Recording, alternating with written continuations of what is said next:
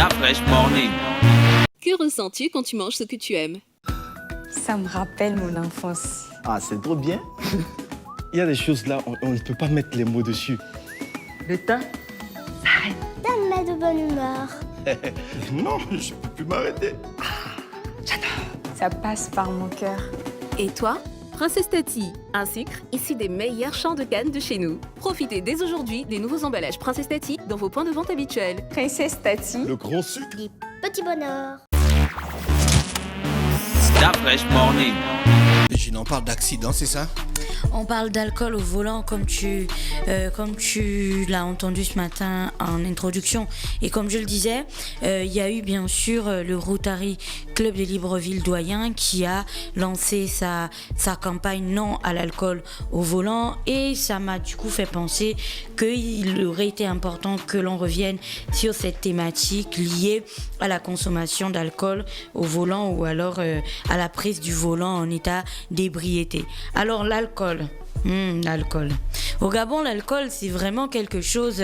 enfin, ici, vous voyez, tout le monde vous dira qu'on n'a pas d'alcoolique. Par exemple, au Gabon, tout le monde te dira « Ouais, mais non, mais les alcooliques, ça, c'est les trucs des whites avec les alcooliques anonymes et tout ça. Nous, on n'a pas ça. » Au Gabon, ce serait même un petit peu contradictoire d'être en soirée avec des amis, mais ne prendre qu'un seul verre, parce qu'ils vont te regarder du style tu as quoi aujourd'hui? Tu es malade? Tu as quoi? Vas-y, bois quoi.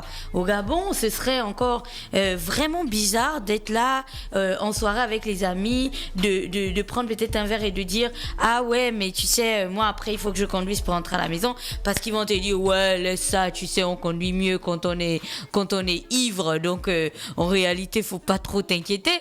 Au Gabon, voir un ami qui tangue et tout ça et qui prend le volant et qui rentre chez lui, bah ça n'émeut personne, parce que bien sûr à la sortie des boîtes de nuit ou à la sortie de soirées bien arrosées, tout mariage, anniversaire et tout ce que vous voulez, bah chacun monte dans son carrosse et se débrouille à rentrer chez lui. Alors, toutes choses qui, à mon sens, sont véritablement contradictoires avec toutes les campagnes de communication autour de l'alcool au volant qui sont lancées un petit peu partout dans le monde. Bien sûr, les situations que je venais de présenter sont un petit peu exagérées. Vous l'aurez compris. Cependant, faut pas vous dire non plus que c'est général et que dans 100% des cas, ça se passe comme ça. Mais ça se passe souvent comme ça, dans une bonne majorité des cas. Et donc, aujourd'hui, quand on parle de l'alcool au volant, on s'arrête un instant et on se demande si notre pays prend véritablement cette question au sérieux. Alors, rien que l'année dernière, par exemple, vous savez que chaque année, les forces de police nationales donnent leurs statistiques liées au nombre d'accidents que le pays aurait enregistrés, ou parfois que Libreville uniquement aurait enregistré.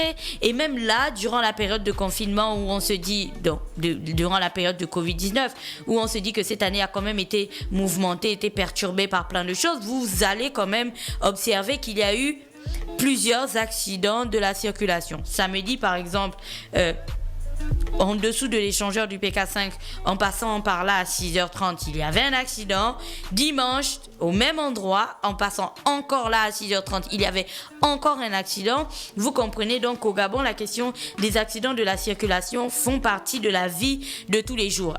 Dans ces accidents-là, il y a bien sûr plusieurs causes. Il y en a qui sont dus au mauvais état de la route, il y en a qui sont dus au mauvais état des véhicules, il y en a qui sont dus à un problème technique, donc qui n'est pas du tout volontaire et tout ça, et il y en a qui sont dus à une erreur humaine, comme c'est le cas souvent lorsqu'on parle des crashs d'avion, qui sont dus à une erreur humaine, et ça vient souvent de la consommation d'alcool. Alors je ne vais pas repartir vous citer les cas que l'on a eu dans ce pays qui ont entraîné la mort de plusieurs citoyens, parce que bien sûr les personnes qui les avaient tués, je mets ça entre griffes, étaient en état d'ébriété, mais c'est pour rappeler à tout le monde que l'alcool, on le sait depuis des années, mais depuis belle lurette, l'alcool rétrécit le champ visuel. C'est-à-dire que quand vous conduisez et que voilà, votre capacité à voir ce qui se trouve devant vous,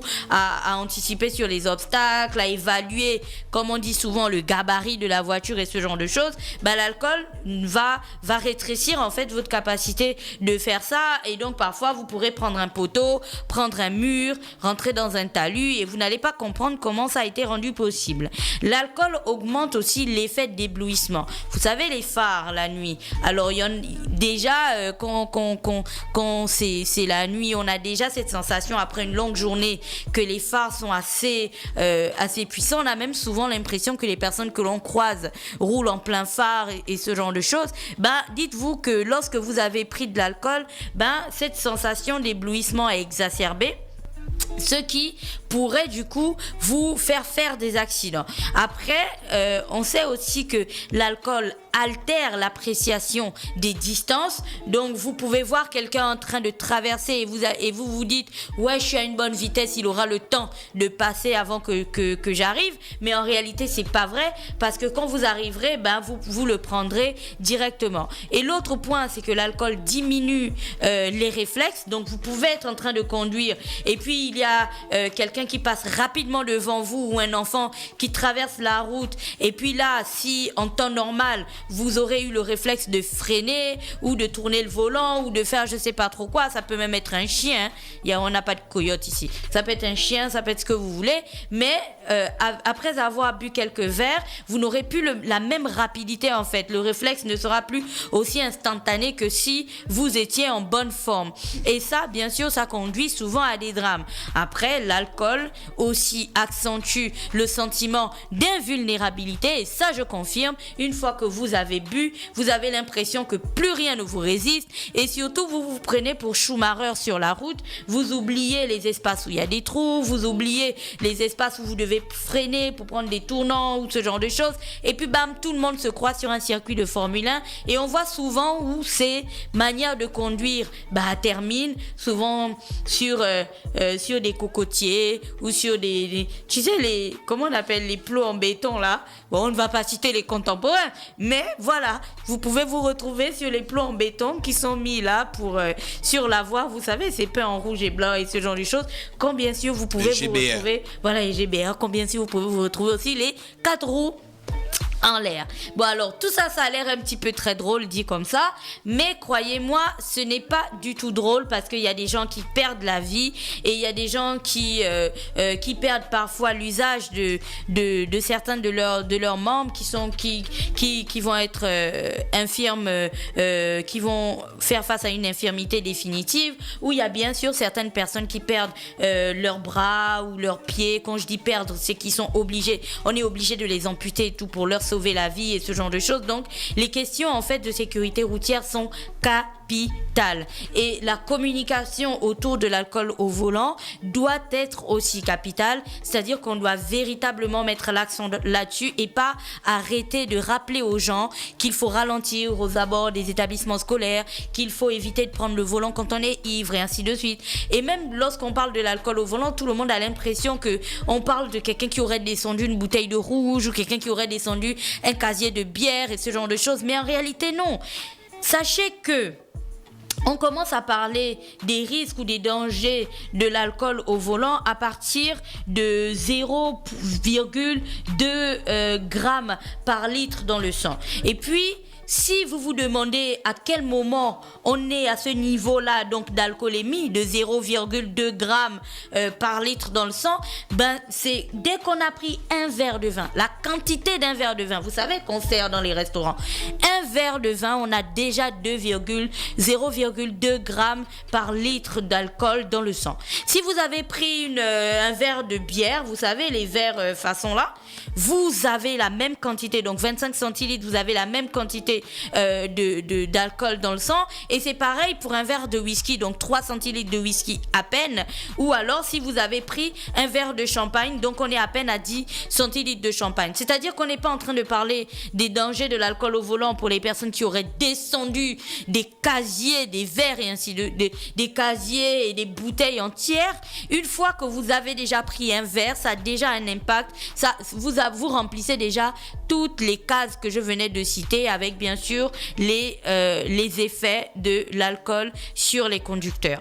Alors pourquoi on parle de cette question aujourd'hui? Parce que depuis toutes ces années où on parle de l'alcool au volant et des dangers que cela représente, c'est un petit peu triste de voir qu'on n'a toujours pas de grande campagne en fait de sensibilisation autour de l'alcool au volant en 1. En numéro 2, on a, je ne me souviens pas avoir déjà vu un conducteur qui a été forcé d'utiliser par exemple un éthylotest. Et numéro 3, ça va nous renvoyer à la rubrique, je renvoie tous les auditeurs à la rubrique de la dernière fois sur la digitalisation des titres de transport et donc la nécessité de sanctionner les conducteurs qui prennent le volant lorsqu'ils ont déjà pris un verre et ainsi de suite. Parce que si à l'heure actuelle un agent des forces de police vous interpelle parce que bien sûr vous avez par exemple brûlé un feu ou vous avez une conduite un petit peu bizarre et qu'il se rend compte que vous avez pris de l'alcool,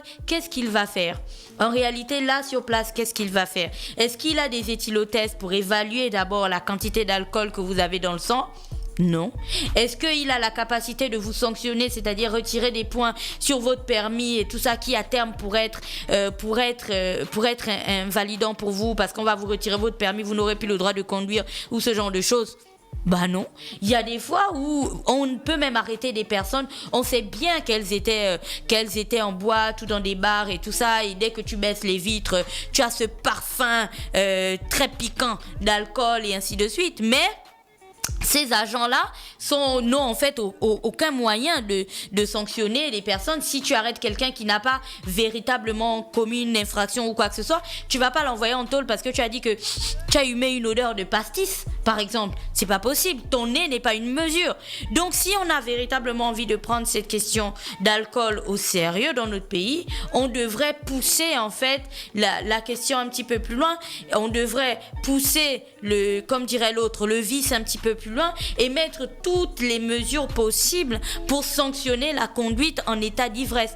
Parce que comme je le disais, ça a l'air un petit peu drôle et amusant comme ça, mais croyez-moi, il y a des gens qui meurent. Au Gabon, il y a des véhicules qui font par exemple des accidents tard dans la nuit et qui sont aussi enlevés tard dans la nuit.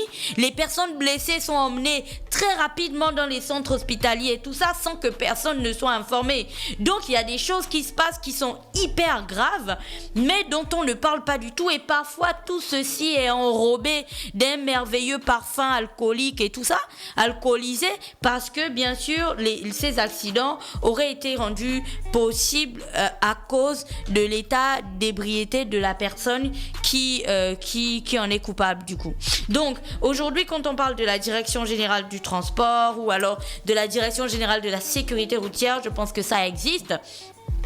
Si tu regardes en France, aux États-Unis, en Europe, il y a des campagnes annuelles en fait, mais au quotidien sur la prise de conscience de l'alcool au volant. Les gens peuvent penser que les campagnes de communication sont bêtes comme ça, mais elles ont tout leur intérêt. Plus tu rabâches quelque chose à quelqu'un et tout ça avec des images chocs, comme les campagnes sur le sida, comme les campagnes sur la cigarette qui tue et ce genre de choses, à un moment donné, le cerveau va quand même retenir certaines informations qui vont permettre d'influencer le comportement d'une personne ou d'une autre. Je te prends un exemple, il y a quelques années, il y avait un panneau publicitaire qui était vers le lycée Léon-Bas et qui était marqué, c'était marqué ralentissez, vos enfants vous attendent à la maison ou je sais pas, quelque chose comme ça.